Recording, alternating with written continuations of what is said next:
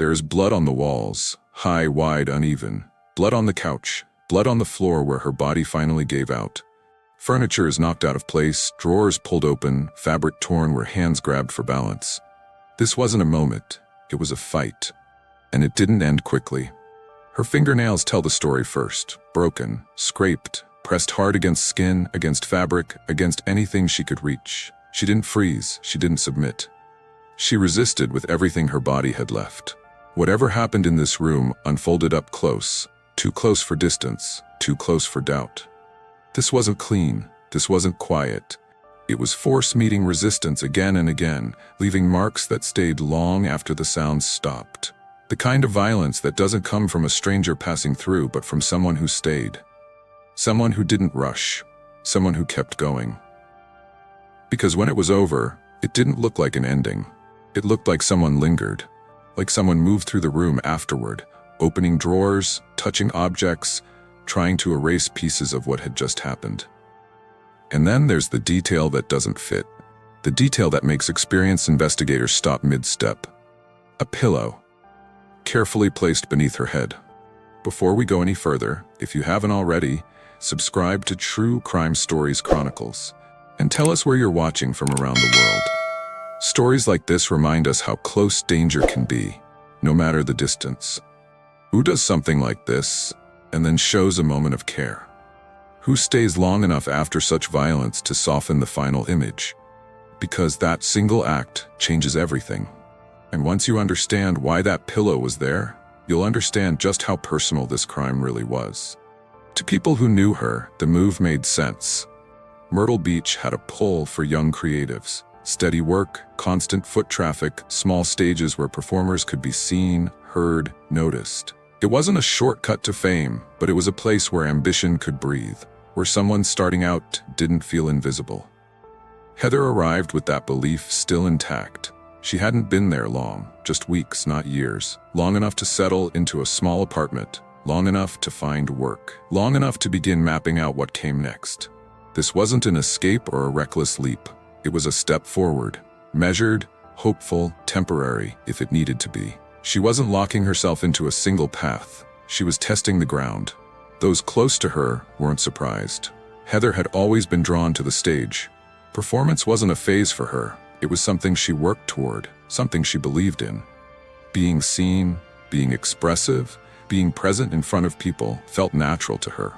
Myrtle Beach offered that without demanding everything all at once. She stayed in touch, called home, checked in, talked about work, about plans, about the future in a way that didn't sound distant or final. This wasn't someone cutting ties. This was someone building something new while keeping one foot planted in the life she already had. For a short time it worked. She was busy, she met people, she adjusted. Nothing about her early weeks there suggested danger. Nothing hinted at how fast things would change. And then, quietly, the tone shifted. Calls went unanswered. Messages didn't come back. At first it didn't feel urgent. Heather was independent. She had a life, a schedule. Missed contact wasn't unusual, until it stretched on. A day passed, then another, and then more. The silence didn't announce itself. It crept in. Family members began comparing notes. Who heard from her last? When? What was said? There was no argument, no warning, no goodbye that landed wrong. Just a growing absence where her voice should have been. 2 months. That's all it took. From arrival to concern, from excitement to unease, from plans being made to questions with no answers. And as the silence deepened, one truth became impossible to ignore. Whatever had interrupted Heather's life hadn't pulled her away slowly. It had stopped her completely. The request didn't come from panic at first. It came from concern that had gone on too long. Heather hadn't answered her phone. Messages sat unread. Days had passed with no explanation. For someone who stayed in touch, the quiet felt wrong. So a welfare check was requested. Simple, routine, meant to bring relief. It didn't. When officers arrived at the apartment on 3rd Avenue North, there was no response at the door. No sound from inside. What came next unfolded fast and without preparation. The door opened and the smell hit first. Then the sight. Blood was everywhere. It wasn't contained to one corner or one surface. It was on the walls, on the couch, across the floor. The space was small, just one room, and there was nowhere the violence hadn't reached. Heather was on the floor, motionless, surrounded by signs of a struggle that had torn through the apartment. This wasn't a scene you had to interpret. It announced itself. Nearby on the couch sat a butcher knife.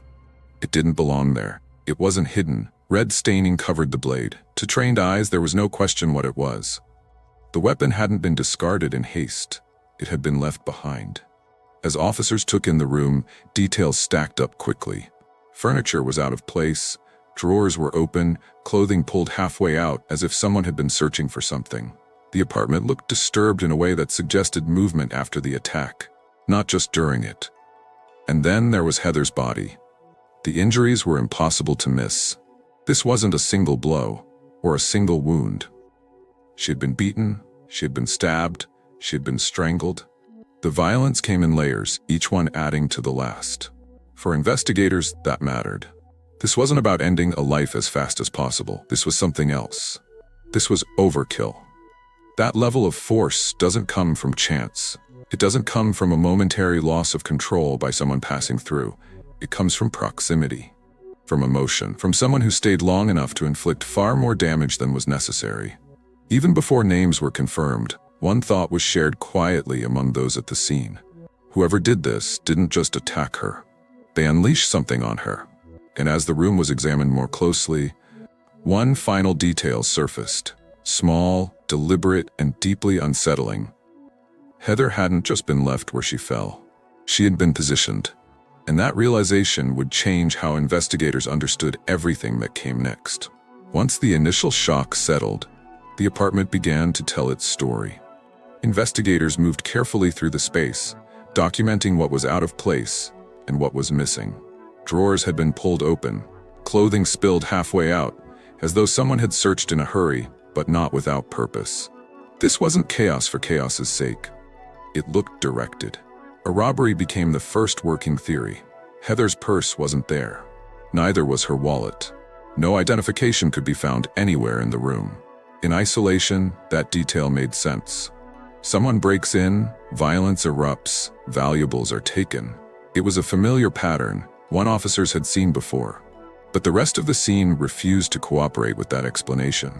Robberies don't usually leave this much violence behind. They don't usually involve prolonged contact. And they don't come with signs that the person responsible stayed after the act was done.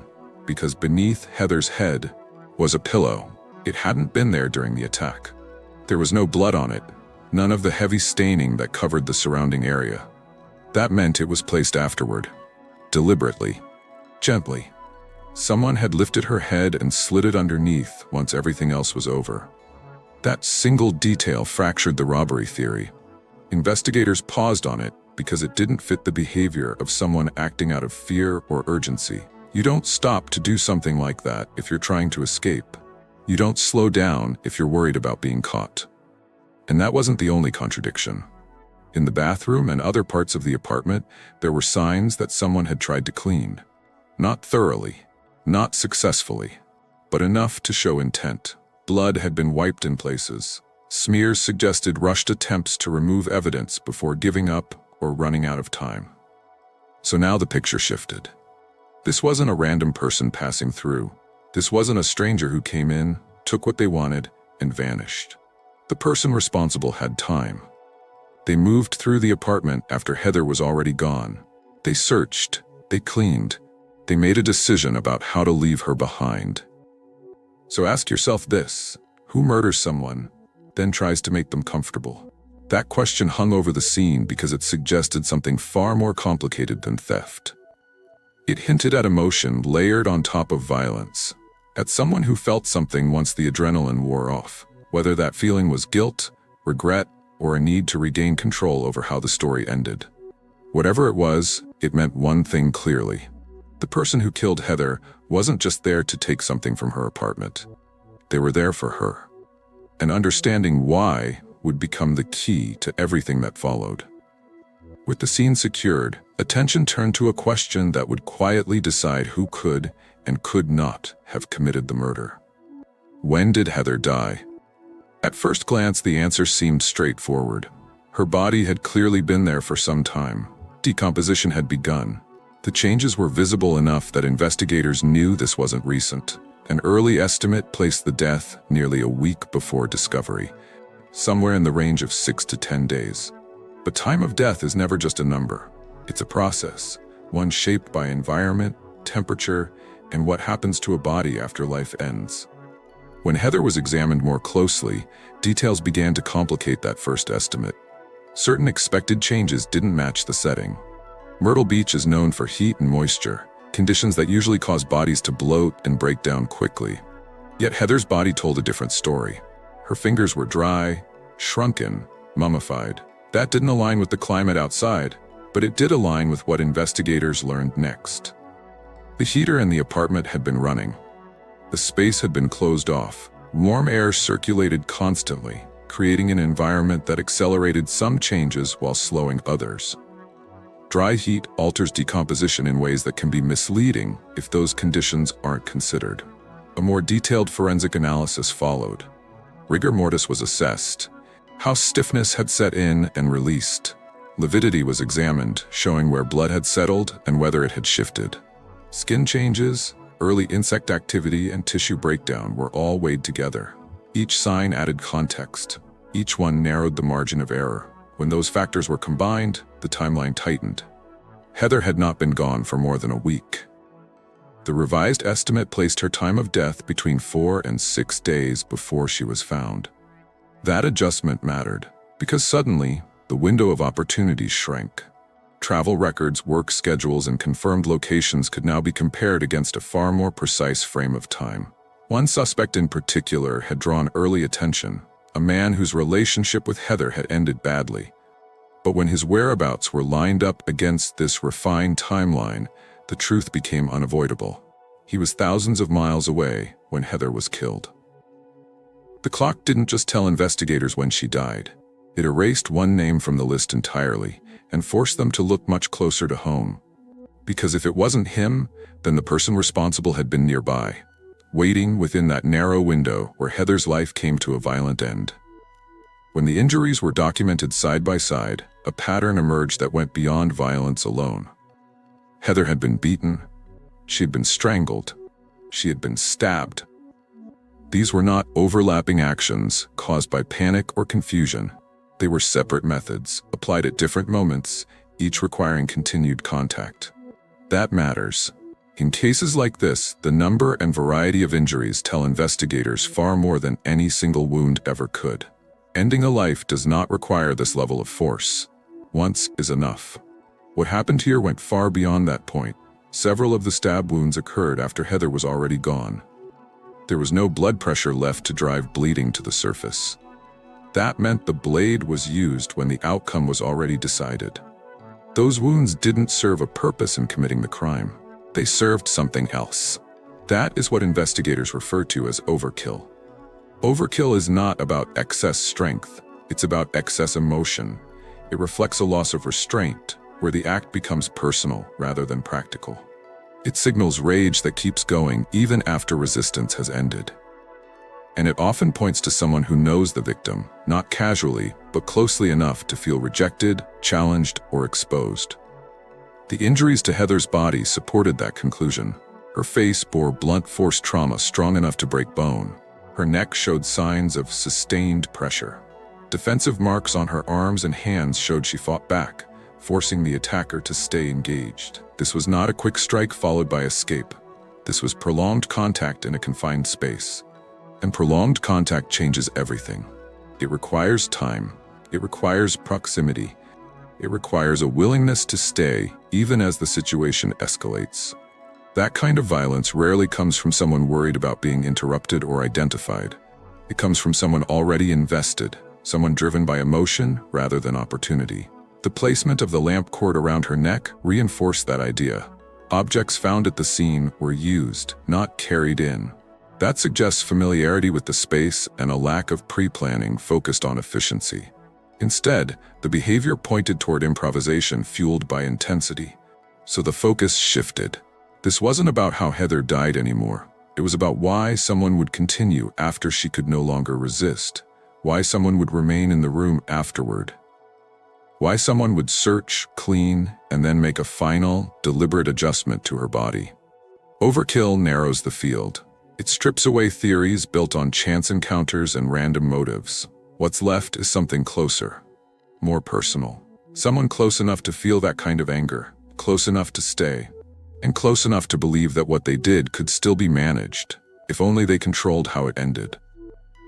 When investigators began tracing Heather's recent relationships, one name surfaced quickly: a former romantic partner. Someone she had dated not long before moving to Myrtle Beach. On paper, the connection raised immediate questions: recent breakup, unresolved feelings, distance created by her decision to move forward without him. The motive appeared to right itself. Breakups can leave loose ends, hurt pride, anger that doesn't always show itself until it's tested. And in cases involving intense violence, detectives are trained to start with the people closest to the victim, especially those who may have felt pushed away.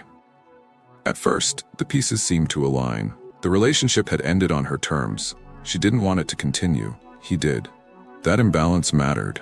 It suggested frustration, possibly resentment, enough at least to justify a closer look.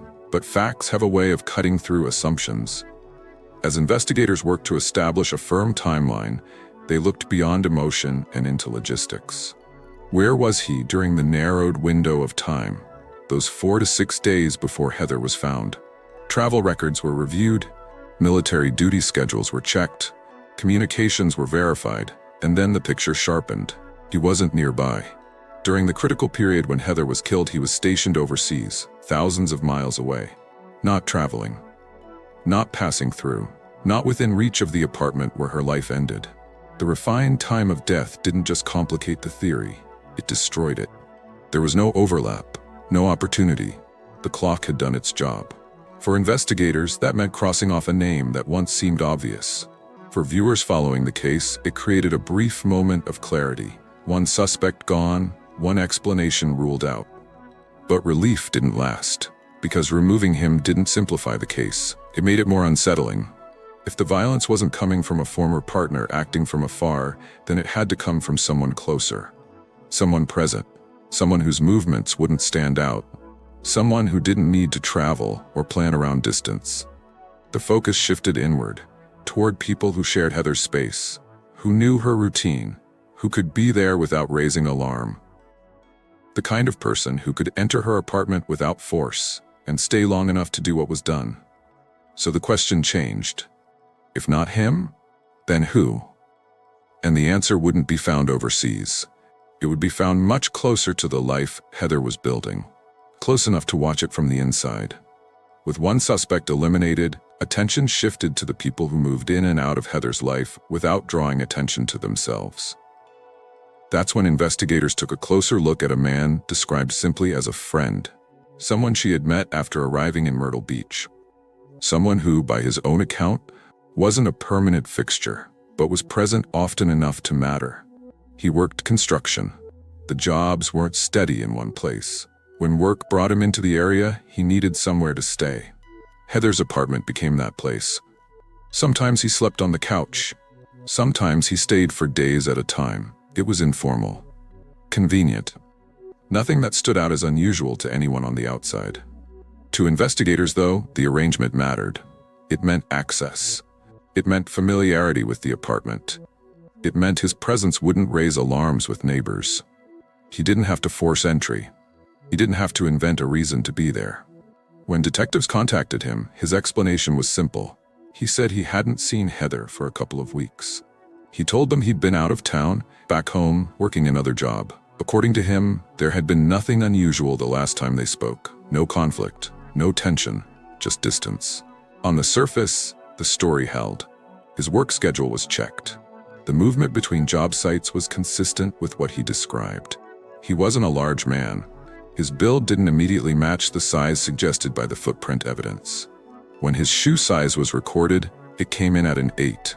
That mattered because the impressions found at the scene and on Heather's clothing suggested a larger shoe, around a size 11. For a moment, it looked like the evidence was moving away from him. But investigators didn't let go. They listened carefully to what he said and to what he didn't. His account placed him away during the critical window, but it relied on routine movement rather than verified location. No witnesses put him elsewhere at the exact time Heather was killed.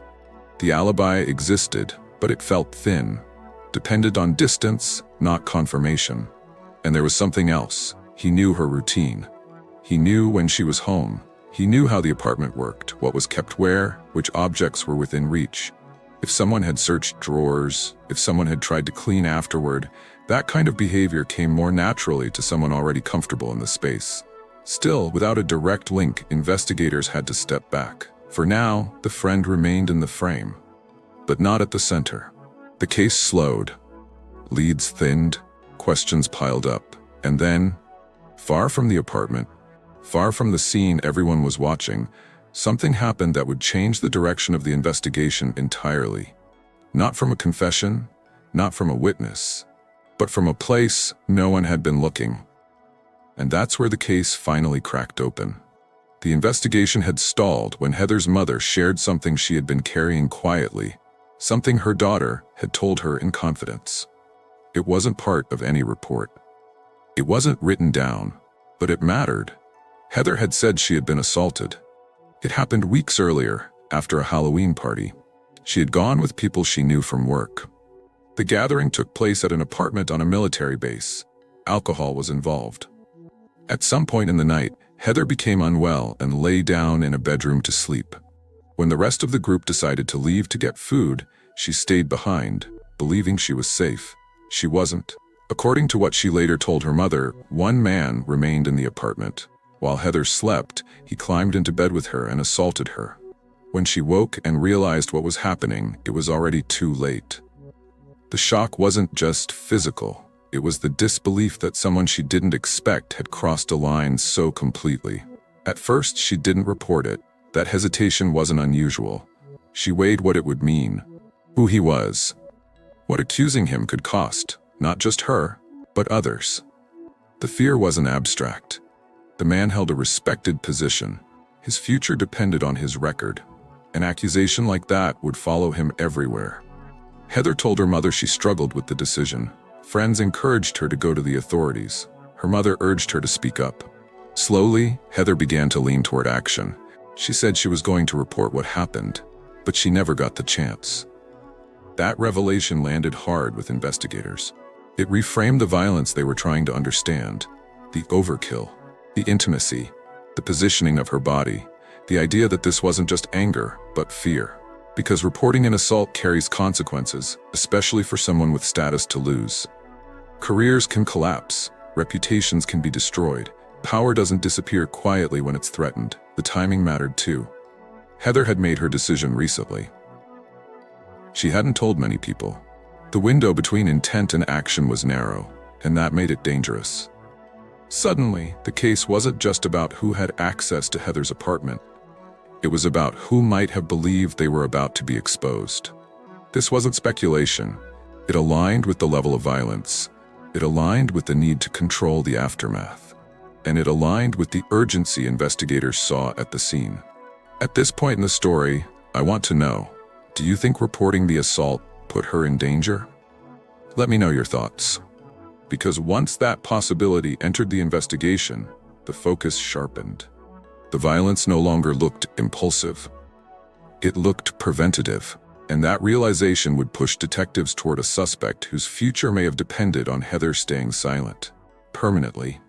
As investigators absorbed what Heather's mother revealed, they turned back to the body, not for speculation, but for confirmation. Because whatever had happened to Heather before her death, her body would reflect it. It always does. The position in which she was found immediately stood out. Her legs were parted, one rotated outward. Her clothing had shifted in a way that was inconsistent with collapse alone. This was not a neutral posture. It suggested exposure, something that had occurred during the assault, not after death. It aligned with the account Heather had shared privately, weeks before anyone knew her life would end. Forensic examination focused next on what was not present. No semen was recovered. To some, that absence might seem confusing, but to investigators, it was not unusual. Sexual violence is not always driven by physical release. In many cases, it is about dominance, about forcing submission, about stripping control from the victim rather than seeking gratification. The lack of semen did not contradict Heather's account. It supported it. The injuries told the same story. Defensive wounds showed she resisted. Bruising and abrasions indicated sustained contact. The violence was personal, close, and prolonged, consistent with someone asserting power rather than acting out a momentary impulse. Everything about the examination reinforced the idea that Heather had been targeted, not encountered by chance. With that understanding, investigators moved to the man connected to the Halloween party, the one Heather had identified as her attacker. He was questioned, examined carefully. If Heather fought the way the evidence suggested, the person responsible would almost certainly carry marks of that struggle. He didn't. No scratches, no cuts, no bruises. Nothing on his hands, arms, or body that matched the level of resistance Heather displayed. That absence mattered. So did his verified schedule. So did the fact that his wife confirmed his presence at home during the relevant period. Then came the polygraph. He agreed to take it. So did his wife. Both passed. One by one, the indicators investigators needed to hold him moved out of reach.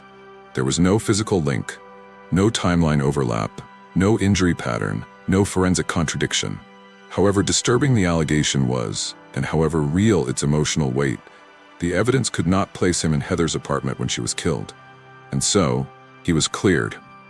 For viewers following the case, this is the moment where frustration sets in. A serious allegation, a believable motive, and still no arrest.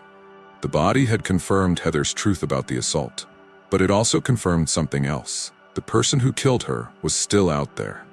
And whoever it was had managed so far to remain just beyond the edge of proof.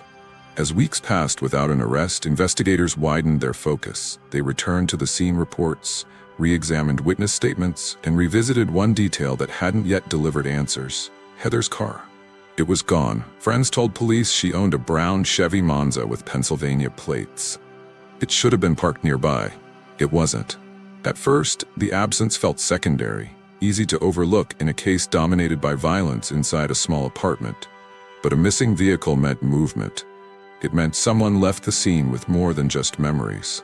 Police released the information to the media and opened a tip line. Experience had taught them to be cautious. Most tips lead nowhere.